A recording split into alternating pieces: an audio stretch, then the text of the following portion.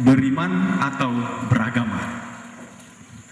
Cerita yang sudah dilakonkan oleh beberapa rekan-rekan majelis dan juga pemuda mengenai Yudas dan Petrus, beriman atau beragama, beragama atau beriman. Yudas.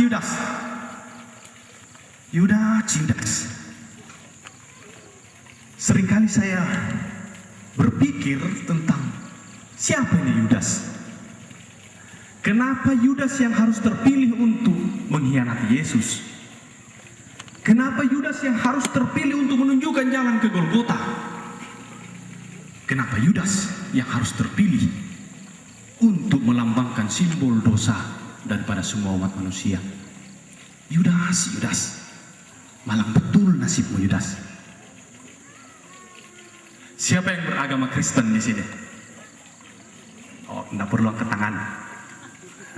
Tidak perlu juga menunjukkan KTP kepada saya. Jawab dalam hati saja. Saya beragama Kristen. Saya pengikut Kristen, pengikut Yesus Kristus. Siapa yang sukacita ketika mengikuti Yesus? Tidak perlu juga dijawab. Jawab dalam hati saja. Bapak Ibu juga perlu tahu bahwa Yudas pun pengikut Kristus. Yudas pun penuh sukacita mengikuti Kristus.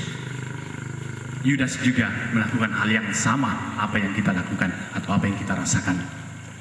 Siapakah Yudas ini? Tidak penting bagi saya apakah dia pengikut Kristus, apakah dia Kristen, KTP-nya Kristen. Jadi nanti kalau Yesus datang masuk surga, yang masuk surga itu KTP-nya, karena KTP-nya Kristen.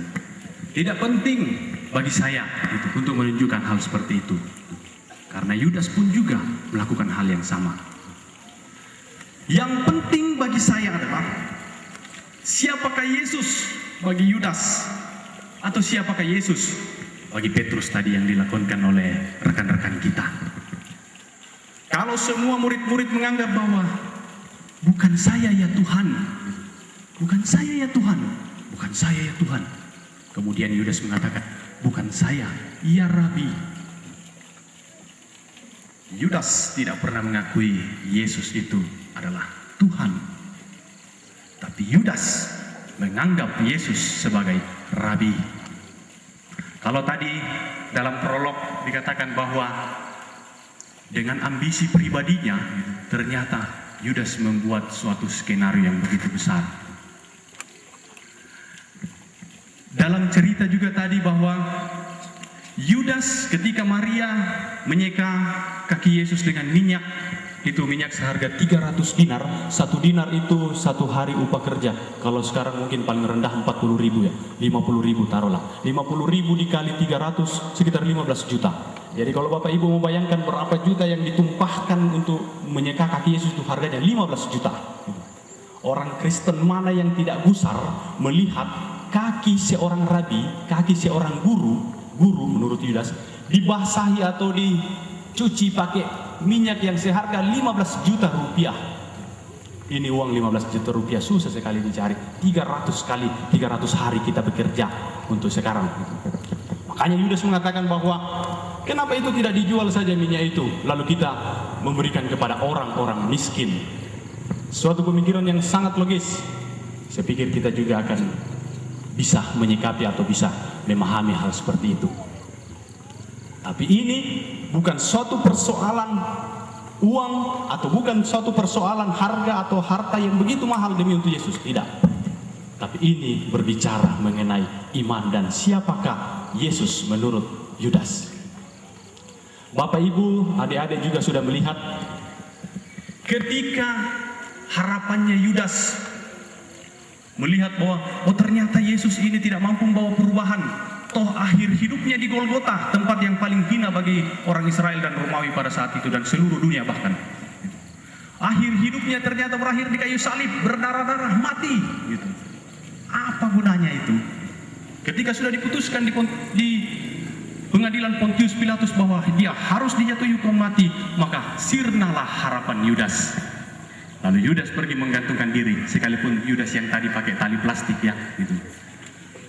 Tapi Yudas yang dulu betul-betul menggantungkan diri lalu mati. Sesuatu penyesalan yang tidak pernah diakhiri dengan kata bertobat. Kenapa? Karena Yudas tidak memahami apa arti kata Yesus sebelum dia mati. Yesus mengatakan bahwa pada hari yang ketiga aku akan bangkit. Yudas tidak pernah memahami itu secara manusiawi. Begitu juga dalam kehidupan kita sehari-hari. Bapak Ibu ketika mengikuti Yesus, dan saya juga, kalau misalnya saya lepaskan ini, lalu saya buka baju, saya buka kalung ini, dan saya akan jalan-jalan di pasar Sangala, saya yakin sama sekali bahwa kecuali rekan-rekan saya yang pendeta di sini atau beberapa rekan-rekan pemuda, saya yakin dan percaya bahwa Bapak Ibu tidak akan mengenal saya sebagai pendeta. Tapi kalau misalnya saya pergi ke pasar lalu pakai kolar gitu, pakai setelan toga gitu dan lain-lain, Bapak Ibu dari jauh langsung melihat mesti pendeta ya toh. Gitu. Walaupun dia masih muda pasti pendeta. Saya juga susah membedakan yang mana orang Kristen gitu, atau yang mana Yudas dan yang mana Petrus dalam suatu jemaat gitu. Kalau misalnya pendeta hanya dibedakan dari bajunya, gampang sekali dilihat gitu. Saya susah sekali melihat yang mana Kristen, yang mana pengikut Kristus, mana Yudas, mana Yesus, mana Petrus. Yang bisa melihat itu adalah, mari yang dituju kita ke dekat obor.